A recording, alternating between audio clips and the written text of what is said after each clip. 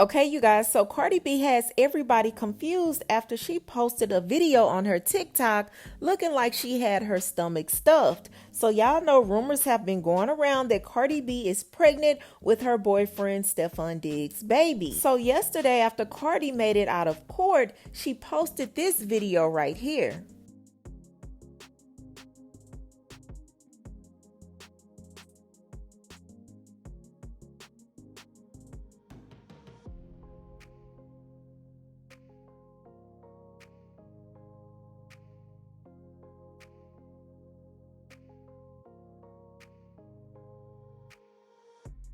So people were like, hold on, wait a minute. So she's not pregnant? So this left a lot of fans confused. Now, some people feel like she's been playing this game the whole time. She's not pregnant.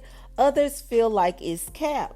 Well, she is indeed the drama. Y'all was on here saying that she was pregnant and just making up those rumors, and I just knew that she wasn't. I never saw it. I don't know why people would speak on women's bodies like that. Like, it's clear that she was never pregnant. She said out of her mouth she wasn't pregnant. Like, y'all are crazy.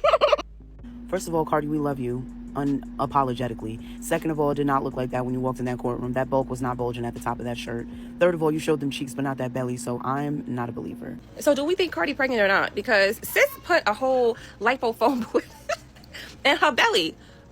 Like, she on a different type of crazy. Or did she Now, do I'm all gonna this? be real. I am not buying it. I am not buying it 110% because Cardi B still didn't show her belly. She didn't take the board out or whatever she used, her phone pad, for us to see. There was really nothing there that really made me feel like she's not pregnant.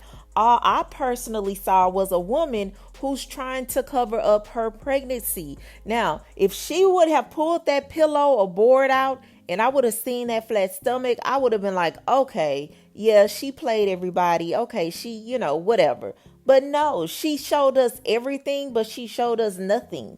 So I am not 100% convinced yet. When I see a flat stomach, because we all know Cardi B keeps that stomach super flat, then I'll be like, okay, yes, she's not pregnant. But until then, I'm not buying it. But I want to know, what do you guys feel? Do you guys feel Cardi B is faking it, or do you feel like people are running with nothing? Now, before I move on to the next story, I just want to let you guys know that Cardi B won that civil suit that was filed against her with that security guard. Now, if you did not know, Cardi B was facing a $24 million civil suit from a security guard that claimed that when Cardi B went to see her OB-GYN back when she was pregnant with her first daughter, Culture, Cardi B ended up putting pause on this security guard. Now, this whole case was just a complete shit show. This was a circus act, okay? The security guard's lawyer was a Timu lawyer. I don't even know how this man even got his license. I don't know where she found him at, but he was the worst lawyer I have ever seen in my life. Hands down, no competition. Now, not only did she have a horrible lawyer, the doctor whose office that she went to, the OB-GYN, testified that Cardi did not touch her. Not only that, the receptionist testified that Cardi B did not touch this security guard. In fact, the receptionist ended up getting paws put on her by that same security guard. So, I think we could all tell from the beginning that this was not going to end up good for this security guard. This was really just a joke of a lawsuit, honestly. And if you're going to try to sue for $24 million, at least get a good lawyer that can actually help you. But this is what Cardi and the security guard had to say about the verdict. I am not that celeb that you're going to sue and you think it's going to settle. I'm not going to settle, especially when I'm super, completely innocent. I know I got a little reputation, but I swear to God I'm innocent. I swear to God, like this, like I'm really innocent for real. And I just want to say thank you, everybody. I thought it was totally unprofessional. I think it showed volume to her character, the type of person that she is. A lot of her body language, her body gestures, her facial expressions, her disrespect for the court, I think speaks to who she is. I think we saw how I conducted myself during this trial, and I think that speaks volume.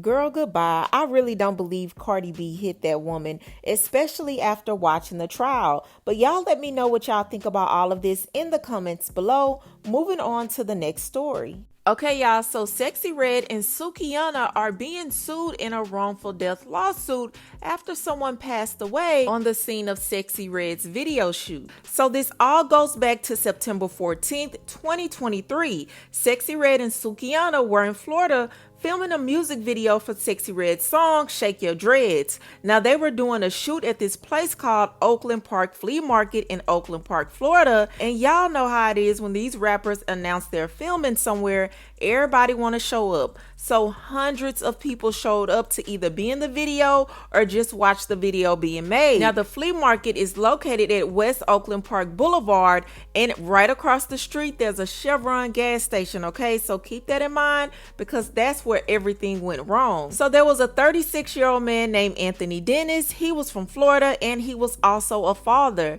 Now, he came to watch the music video being made just like everybody else. Now, during the shoot, Anthony and his friend decided to take a break and go get something to drink. So they walked across the street to this Chevron gas station. But when they got to the gas station, 3 guys in a mask pulled up in a dark car. Now, they approached Anthony and his friend and tried to rob them at gunpoint. According to the lawsuit, they wanted their jewelry, specifically a Rolex watch and a necklace. Now, when Anthony and his friend refused to give up their stuff, that's when everything went bad. The robbers just started shooting, y'all, and Anthony Dennis was shot and killed right there at the gas station parking lot, y'all. And his friend ended up getting shot too. He ended up getting hit in the shoulder and he had another bullet graze him. The friend did survive, but he's messed up from it. The lawsuit says he's got nerve damage, muscle spasms, and he has to wear a neck brace, and he's still dealing with the pain and mental trauma from losing his best friend in the whole situation. But Anthony did not make it. He died right there, leaving behind a little daughter, y'all, who was only 7 years old at the time. Now, police did show up and they ended up eventually catching the suspects. Now, the police did show up and they did eventually end up catching the suspects. There were 3 who are now still awaiting trial. So now fast forward, Anthony's baby mama is suing on behalf of his estate, and the friend is also suing for his injuries. But they're not just suing 1 or 2 people, y'all. They're suing 9 different defendants, including Sukihana and Sexyy Red. Now, they're suing the people who actually ran the gas station where the shooting happened. They're suing the people who owns the land where the gas station sits. They're suing the companies that own and operate Oakland Park Flea Market where the video was being shot. They're suing the people who own the plaza area where the robbers parked their car before they did the shooting. And they're suing the media company that promotes Sexyy Red and the record label. And lastly, they're suing Sukihana and Sexyy Red. But basically, they're throwing everything at the wall to see what sticks. So the main thing they're saying is that all these defendants were negligent and didn't provide proper security, even though they knew this was a dangerous area with a history of crime. Now, here's where it really gets interesting. The lawsuit is coming for Sexyy Red and Sukihana personally, not just their company. And they're making some pretty wild claims about what these girls did wrong. So first off, they're saying that Sexyy Red basically organized the whole thing. She was the one posting on social media, telling people to come to the Oakland Park Flea Market for the video shoot. The lawsuit says she reposted several posts that announced her arrival, and that she did this to get as many people as possible to participate or view the music video in real time. Now, the lawyers are basically saying that because she promoted it so heavily on social media, she's responsible for bringing all these people to a dangerous area, and they're claiming she should have known it was dangerous. But here's where the lawsuit gets real messy. They're trying to say that Sukihana and Sexyy Red makes music that invites violent activity. And remember, I told y'all they're suing Sexyy Red's record label, Rebel One LLC.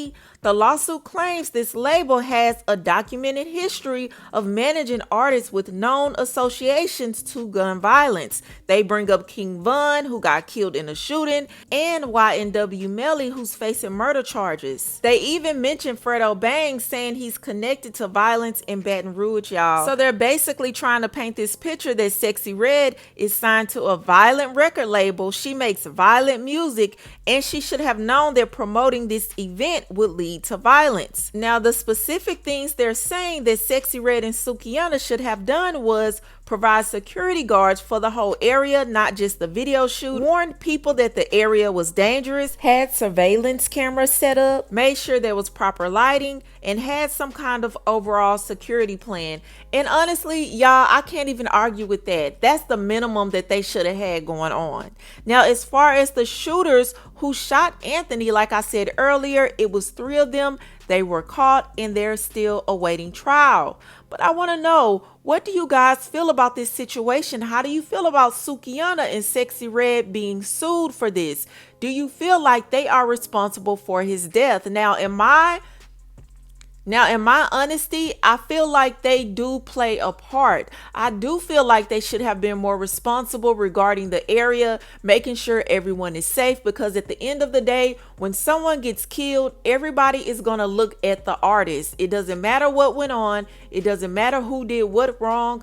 The attention is going to be on you. And I do feel like they should have did a little more to make sure that area was safe, especially having barriers set up, hiring several police officers to be on the scene to make sure everyone is safe.